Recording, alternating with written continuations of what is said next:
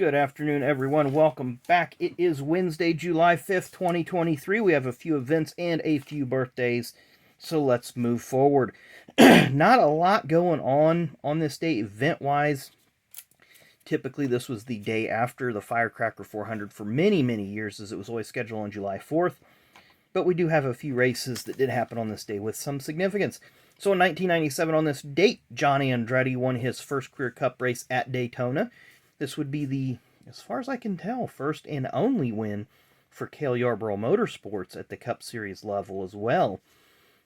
Of course, Andretti dominated most of that race, and there was a wild last lap crash that I believe gave Ward Burton a pretty nasty concussion. On this day in 2002, Joe Nemechek wins the Busch Series race at Daytona.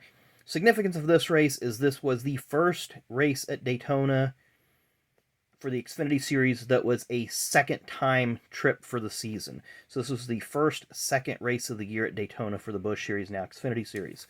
2003, Greg Biffle wins at Daytona 20 years ago today for his first career Cup Series win.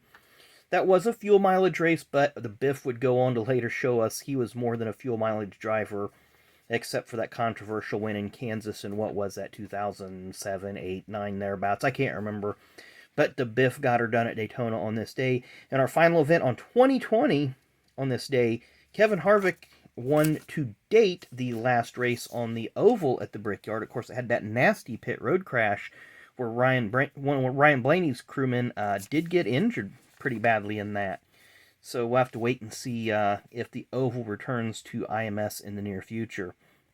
So moving forward with our birthdays, I don't have a date for this one. I looked for it, I couldn't find it, but one of the original founding members of the Wood Brothers team, Delano Wood, also born on this date in 1946, but sadly passed away in 2022, Wendell Scott Jr., and I did see that Wendell did make a few NASCAR Grand National East races back in the 70s.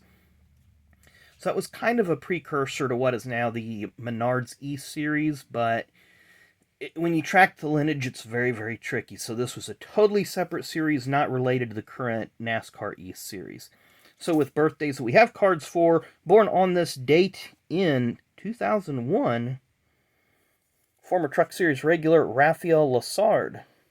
Of course, he's been making a few races here and there. Not sure what the plan is with him moving forward, if he's going to continue to dabble in races. I thought he did a pretty good job with the equipment that he did have, and really the experience level.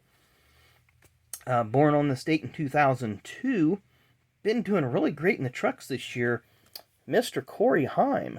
Of course, he just now got into the sets last year. Of course, he's a former ARCA driver and current Truck Series point leader. So he's been doing well. At least I think he was leading the points prior to he had to sit out Gateway because of illness, and he was still leading the points, but he may have lost the points lead. I'll have to double check on that, but I know someone will let me know. And born on this date in 1933, still, as far as I know, still alive and kicking, 90 years old, Mr. Bob Labonte, father of Terry and Bobby. Bob was an owner for the team in the Busch Series, and lots of great stories about him on many, many different podcasts. He was very stern, very set in his ways, and one of my favorite stories about Bob Labonte that I've heard on the podcast is that you didn't leave your tools laying on the car. You know, he'd want you to set a towel or something under it so it didn't scratch the paint or didn't damage the car. So what he would do is if you were a crewman on your car, crewing on his car, you were working on it, if he walked through the garage and seen you have, not the garage at the track, the shop I should say, but if he's seen that you had tools laying bare on the car, whether it's on the hood, on the roof, in the car, wherever, he would take them throughout the day, and then he would take them and set them on your car. He wouldn't say anything about it. He would just do it, and he was quiet that way and would get the message across. But he is, of course, prior to the Busch brothers, his sons, Bobby and Terry, were the only two brothers to win Cup Series championships. Terry in 84-96, and Bobby, of course, in 2000. And Bobby was the first driver to win a Cup and Xfinity Series championship as well. So hope you guys enjoyed the video. As always, make sure you come back again tomorrow. Not sure what we're going to rip yet. We've got a few things to rip, got some ideas, but usually when I hit record is usually when I've made my decision. So anyway, thanks again for watching. Enjoy the rest of your Wednesday, and we'll see you tomorrow.